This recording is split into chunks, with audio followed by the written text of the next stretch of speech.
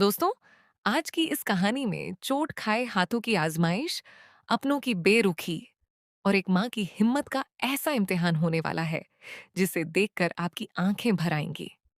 सोचिए, अनुपमा के हाथ में गहरी चोट लगी है, दर्द से उंगलियां कांप रही हैं और सामने है कल का कंपटीशन जहां यूं अपना जादुई खाना बनाकर दिखाना है। लेकिन उसकी अपनी बेटी पखी की आंखों में सिर्फ पैसों का लालच है, माँ की तकलीफ का एक आंसू नहीं। क्या अनुपमा इस हालत में वह सब कर पाएगी जिसकी सबको उम्मीद है? काया पकी को अपनी गलती का एहसास होगा, या फिर ये चोट अनुपमा की सारी मेहनत पर पानी फेर देगी? पूरी कहानी जानने के लिए हमारे साथ अंत तक बने रहिए।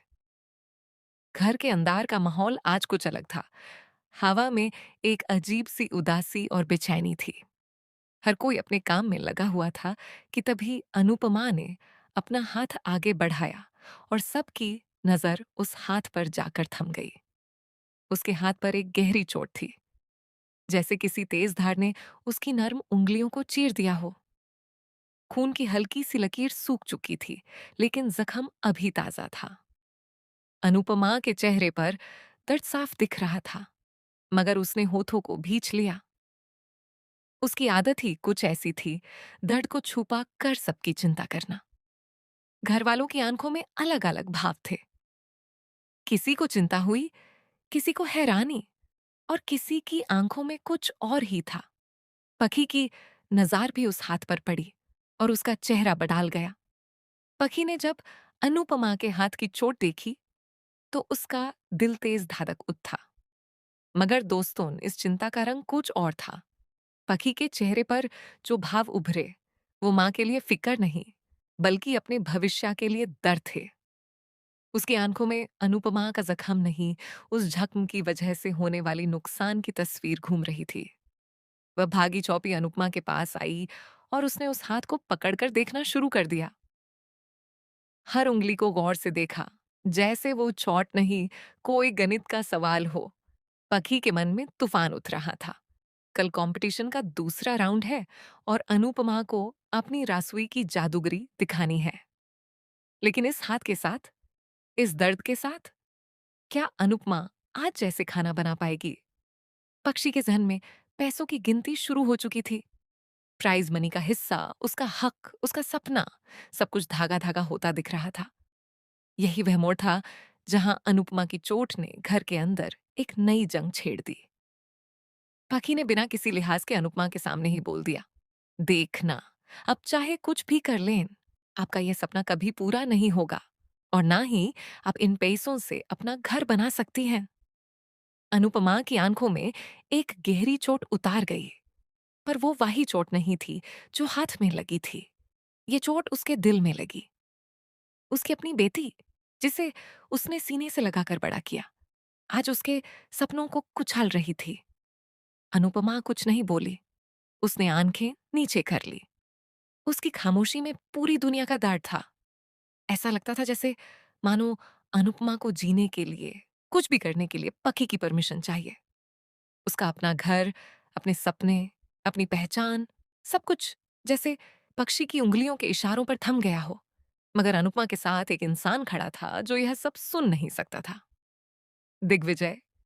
दिग्विजय की आंखों में आग थी। उसने अनुपमा को देखा, उसकी खामोशी को पढ़ा और अपनी जुबान खोल दी। उसने पखी को दो तूक सुनाया। उसकी आवाज में वह कड़पन था जो अनुपमा की चुप्पी की ताकत को समझाता था। दिग्विजय ने पक्षी को आईने की तरह उसके अपने शब्दों का मतलब दिखाया। पखी का चेहरा बुरा लगना चाहिए था, शायद पछतावा होना चाहिए था, लेकिन ऐसा कुछ नहीं हुआ। पखी की आंखों में तो बस एक ही चीज थी, पैसे। और फिर पखी की नजर दोबारा अनुपमा के हाथ पर गई। इस बार उसने चोट को और करीब से देखा, जैसे वो किसी डॉक्टर की तरह जख्म की गहराई नाप रही हो, पर दाढ़ नहीं, बल्कि नुकसान नाप रही हो।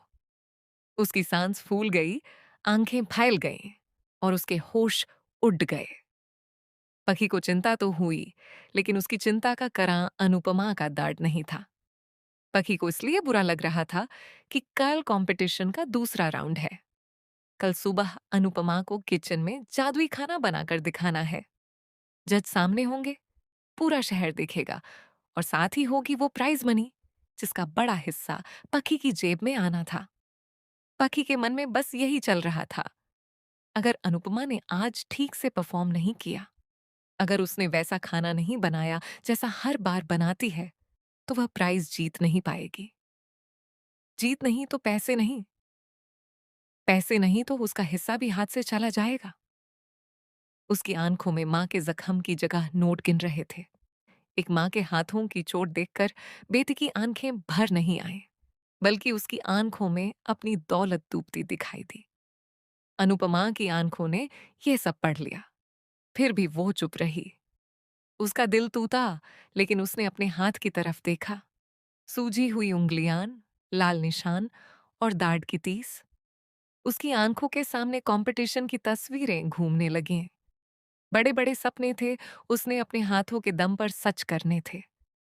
अपना घर, अपनी दुकान, अपनी पहचान। एक ऐसी दुनिया जहां वो सिर्फ किसी की मां, किसी की पत्नी नहीं, बल्कि खुद अनुपमा हो।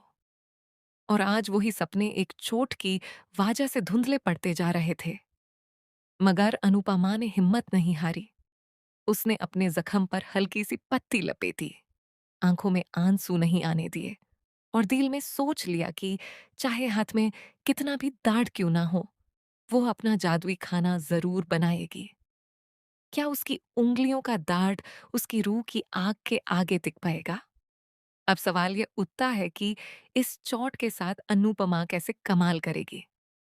किचन में जाकर उसने अपने हाथ की तरफ देखा, दर्द को एक तरफ रखा और मसालों के डब्बों को खोल दिया।